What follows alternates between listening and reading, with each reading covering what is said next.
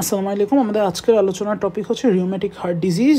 তো rheumatic heart disease নিয়ে আলোচনা করার আগে আমাদের একটু রিউমেটিক ফিভার নিয়ে জানতে হবে।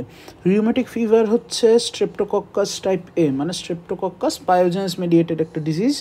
তো এইটার সংজ্ঞাটা পরীক্ষায় অনেক বেশি আস্ক করা হয়, ভাইভার জন্য ভেরি ভেরি ইম্পর্টেন্ট, সম্ভবত ভাইভা কার্ডও আছে। সো আমাদের হচ্ছে এটা খুব ভালো করে জানতে হবে। টিচাররা ভাইভায় 4টা ওয়ার্ড শুনতে চায়, সেই 4টা ওয়ার্ড আমরা মনে রাখতে পারি এইমস দিয়ে। এতে হচ্ছে অ্যাকিউট, আইতে ইমিউনোলজিক্যালি মেডিয়েটেড, এমে হচ্ছে মাল্টি সিস্টেম ইনফ্ল্যামেটরি ডিজিজ, আর এস দিয়ে আমি মনে রাখার জন্য রাখছি হচ্ছে স্ট্রেপ্টোকক্কাস টাইপ এ ইনফেকশন। আচ্ছা, তো আমরা যদি সংজ্ঞায় আসি, acute immunologically mediated multi system inflammatory disease classically occurring a few weeks, basically এটা হচ্ছে অ্যারাউন্ড 3 উইকস, মনে হয় 10 days to 3 weeks আমার যতদূর মনে পড়ে, after group A streptococcal pharyngitis. তো এটাই হচ্ছে রিউমেটিক ফিভার। এবং রিউমেটিক হার্ট ডিজিজ, যেটা আমাদের আজকে আলোচনার বিষয়বস্তু, সেটা হচ্ছে consequence of chronic rheumatic fever which is characterized by deformed fibrous valvular disease. এটা ভালভের একটা সমস্যা। আচ্ছা, এটা প্যাথোজেনেসিসটা হচ্ছে রিউমেটিক ফিভার থেকে আসতেছে। তো রিউমেটিক ফিভার হচ্ছে একটা অটো ইমিউন রেসপন্স, এবং এটা হচ্ছে স্ট্রেপ এ অ্যান্টিজেনের এগেনস্টে হয়, বোঝাই যাচ্ছে। তো এইটার মেইন একটা কিওয়ার্ড হচ্ছে মলিকিউলার মিমিক্রি।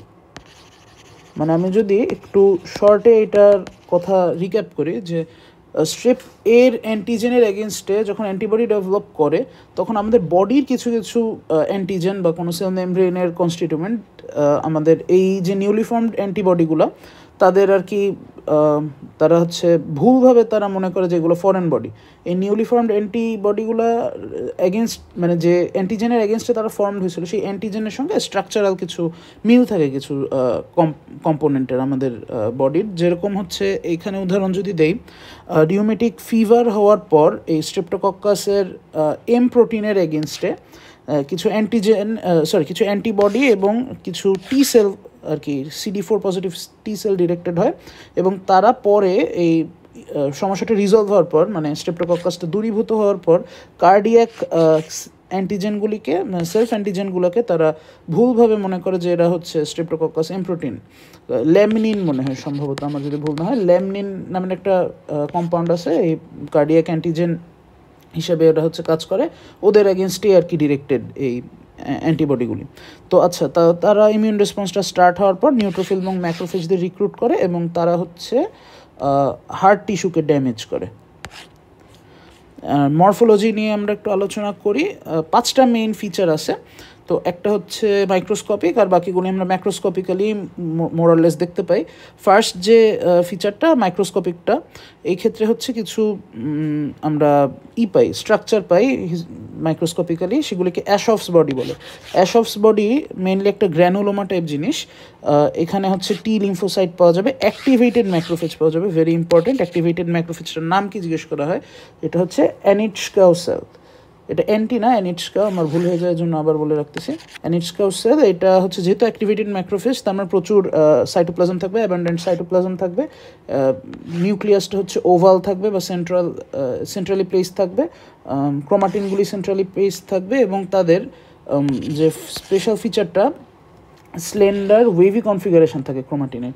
মানে এই যদি হচ্ছে সেলটা হয়, এই হচ্ছে যদি তাদের নিউক্লিয়াস হয়, নিউক্লিয়াসের মধ্যে এরকম ক্রোমাটিনটা থাকবে, মানে দেখতে অনেকটা এটাকে ক্যাটারপিলারের মতো লাগে, এর জন্য একে ক্যাটারপিলার সেলও বলা হয়।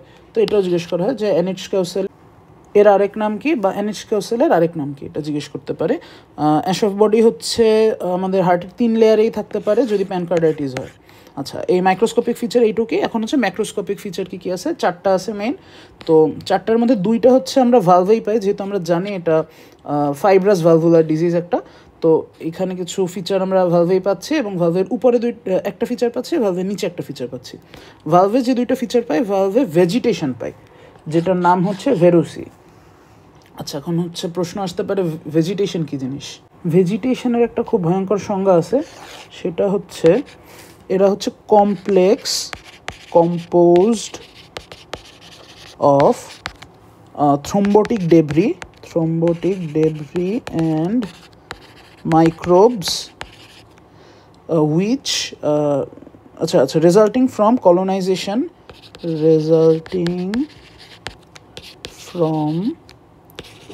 colonization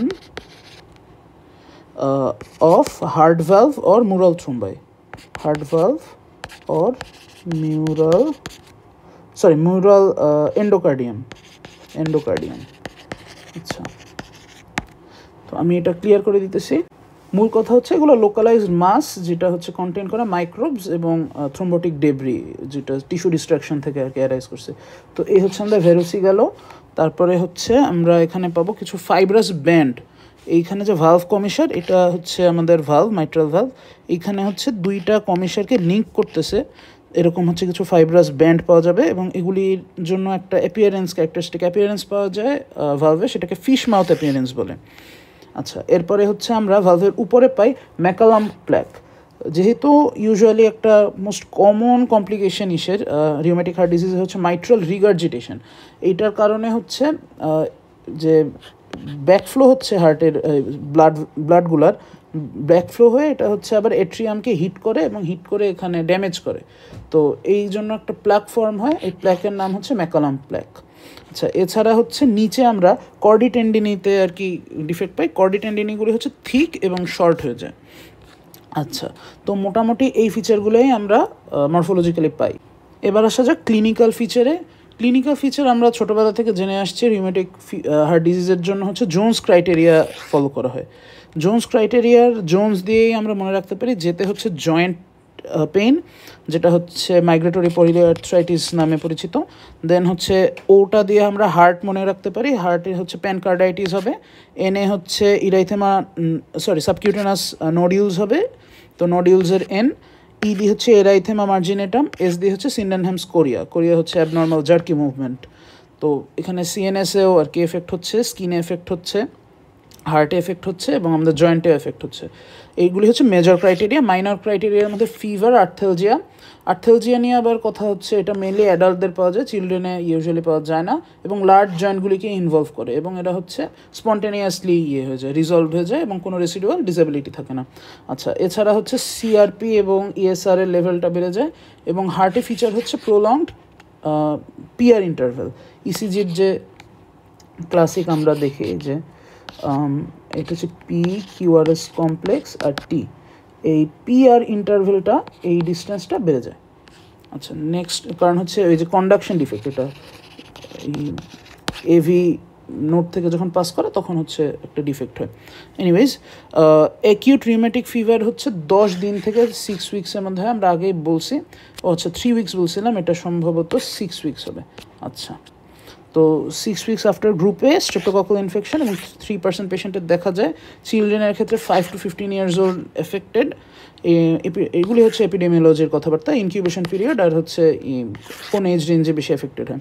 ল্যাব ডায়াগনোসিসের জন্য আমরা হচ্ছে যে অ্যান্টিবডিগুলো ফর্ম হয়েছিল সেগুলি ইউজ করে স্ট্রেপ্টোলাইসিন ও এবং ডিএনএস বি, স্ট্রেপ্টোডর্নেস সম্ভবত এটার একটা নাম।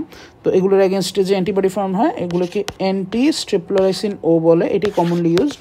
আর এন্ট্রি ডিএনএস বি, এটা আমি অবশ্য দেখি নাই কখন হয়েছে কিনা, এটা ইউজ করা হয়।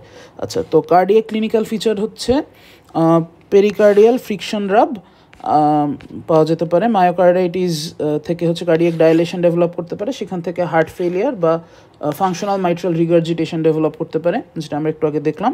আর কার্ডিয়াক ভ্যালভে যে ড্যামেজটা হয়, এটা একটা পজিটিভ ফিডব্যাক লুপ টাইপের আর কি ইভেন্ট হয়। ফার্স্টলি হচ্ছে এই মাইক্রোবের ভেজিটেশনের জন্য ভালভ ডিফর্মিটি হলো, এই ডিফর্মিটির জন্য ইনক্রিজ টার্বুলেন্স হচ্ছে, টার্বুলেন্সের পর হচ্ছে ফাইব্রোসিস ডেভেলপ করছে। তো দুইটা মিলেই হচ্ছে আবার ভালভ ডিফর্মিটি ফার্দার এক্সাজারবেট করতেছে। আচ্ছা, কমপ্লিকেশনের মধ্যে হচ্ছে অ্যারিদমিয়া ডেভেলপ করে, দেখলাম আমরা যে এভি সমস্যা করতে পারে, এভি নোডে সমস্যা করতে পারে। তো অ্যারিদমিয়া থেকে অ্যাট্রিয়াল ফিব্রিলেশন ডেভেলপ করতে পারে, মাইট্রাল স্টেনোসিস যদি হয়, থ্রোম্বোএম্বোলিজম ডেভেলপ করতে পারে, এটা দেখলাম আমরা ইনক্রিজ টার্বুলেন্স যেহেতু হচ্ছে। আর তাছাড়া ওখানে ইনফেক্টিভ এন্ডোকার্ডাইটিস ডেভেলপ করতে পারে, এটা হচ্ছে যেহেতু মাইক্রোবিয়াল ইনফেকশনের জন্যই হচ্ছে। তো রিউমেটিক হার্ট ডিজিজ নিয়ে এইটুকুই।